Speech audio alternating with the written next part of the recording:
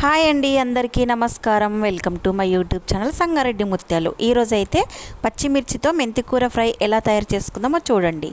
Onions 2 onions cut చేసుకున్నాను సన్నం, 2 tomatoes సన్నం కట్ చేసుకున్నాను, పెసరపప్పు 1 కప్పు, మెంతికూర ఇలా సన్నం తరిగి పెట్టేసుకోవాలి. ఇప్పుడైతే పచ్చిమిర్చి మిక్స్ పట్టేసుకున్నాను. పచ్చిమిర్చి వేస్తే చాలా టేస్టీగా అవుతుందన్నమాట కర్రీ.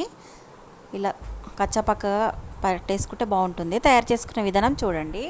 కడాయి పెట్టుకొని 2 టేబుల్ స్పూన్ ఆయిల్ వేసుకొని, ఆయిల్ వేడెక్కిన తర్వాత జీలకర్ర వేసుకోవాలి. కొన్ని ఆవాలు అయితే వేస్తున్నాను. ఇప్పుడైతే ఆనియన్స్ వేసి బాగా ఫ్రై చేసుకోవాలి. 1 టీ స్పూన్ పసుపు వేసుకోవాలి. 1 టీ స్పూన్ అల్లం వెల్లుల్లి పేస్ట్ వేసుకొని పచ్చివాసన పోయేంత వరకు కలుపుకోవాలి. ఆనియన్స్ బాగా మగ్గనివ్వాలి ఆయిల్లో. ఇప్పుడైతే టమాటోస్ వేసి కలుపుకోవాలి.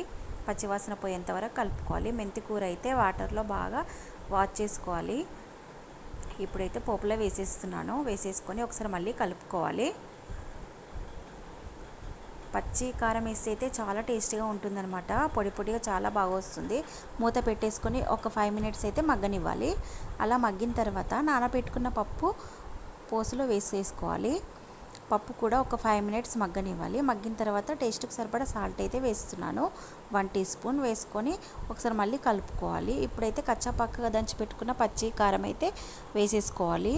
పచ్చివాసనంత పోయేంత వరకు మంచిగా ఫ్రై చేసుకోవాలి.